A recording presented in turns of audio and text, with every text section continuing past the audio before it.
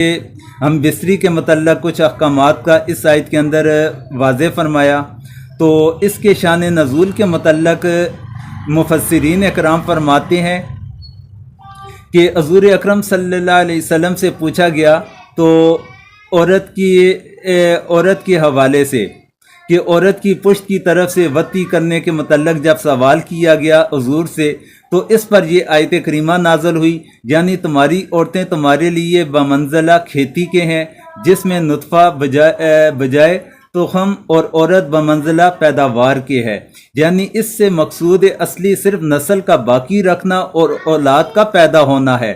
سو تم کو اختیار ہے کہ آگے سے یا کروٹ سے یا پس پشت سے پڑھ کر یا بیٹھ کر یا جس طرح چاہو مجامعت کرو، مگر یہ ضرور ہے کہ تخم ریزی اسی خاص موقع میں ہو جہاں پیداواری کی امید ہو، یعنی مجامعت وہ جو مخصوص مقام ہے اس سائٹ پہ ہونی چاہیے۔ تو دوسری جانب پشت کی جانب سے وہ لواطت کے حکم کے اندر آئے گا، اور لواطت کی ہرگز شریعت اسلامیہ کے اندر اجازت نہیں ہے، جبکہ یہود کا خیال غلط ہے کہ اس سے یہودیوں کا نظریہ یہ تھا کہ اگر مخالف سمت سے، یعنی کہ مخالف سمت سے رخ اختیار کر کے اگر ہم بستری کی جائے گی تو اس صورت کے اندر ان کا یہ نظریہ تھا کہ بچہ بہنگا پیدا ہوتا ہے۔ یہ تفسیر عثمانی کے اندر یہ روایت یہودیوں کے متعلق مذکور ہے۔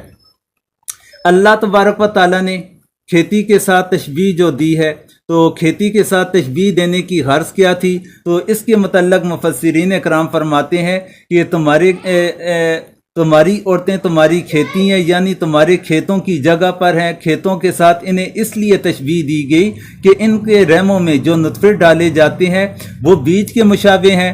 غرض اس سے یہ ہے کہ عورتوں سے صحبت کرنا محض نسل باقی رکھنے کے لیے تمہارے واسطے مباح کیا گیا۔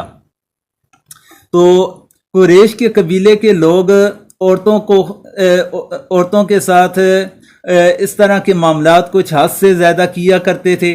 تو امام احمد نے حضرت عبد الرحمن بن ثابت رضی اللہ تعالیٰ عنہ سے روایت کی کہ وہ کہتے ہیں کہ عبد الرحمن کی بیٹی حضرت کی بیٹی حفصہ کے پاس گیا، میں نے کہا تم سے ایک مسئلہ پوچھنا چاہتا ہوں، لیکن تم سے پوچھتے ہوئے مجھے شرم آتی ہے۔ کہنے لگی بھتیجے شرم نہ کرو، پوچھو۔ میں نے کہا عورتوں کی دوبر میں وطی کرنے کا پوچھتا ہوں۔ فرمایا یہود کہا کرتے تھے کہ جو کوئی عورت کو پھیر کر وطی کرے تو اس کا بچہ بہنگا ہوگا۔ پھر جب مہاجر لوگ مدینہ منورہ میں مکہ سے ہجرت کر کے آئے تو انصار کی عورتوں سے ان کی شادیاں ہونے لگی۔ انہوں نے عورتوں کو پھیر کے وطی کی تو ایک عورت نے اپنے میاں کا کہا ماننے سے انکار کر دیا۔ اس نے کہا جب تک حضور نہ آ جائیں ہم اس طرح نہ کریں گے، اس طرح کا معاملہ۔ پھر حضرت ام سلمہ رضی اللہ تعالیٰ عنہ کے پاس گئیں اور ان سے یہ قصہ میں نے ذکر کیا۔ وہ بولی بیٹھ جاؤ، حضور کو آنے دو، دریافت کر لیں گے۔ جب حضور تشریف لائے تو انصاریہ کو تو آپ سے دریافت کرتے ہوئے شرم آئی، وہ نکل کے چلی گئی۔ حضرت ام سلمہ نے حضور سے یہ قصہ بیان کیا تو آپ نے فرمایا اس انصاریہ عورت کو بلاؤ۔ وہ بلائی گئی تو اس کے آنے پر حضور اکرم صلی اللہ علیہ وسلم نے اسے یہ آیت کریمہ پڑھ کے سنائی کہ نساؤکم خرص لکم۔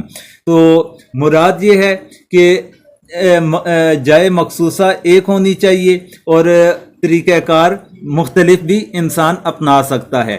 تو یہ تھا نساؤکم خرص لکم کی تفسیر کے اندر۔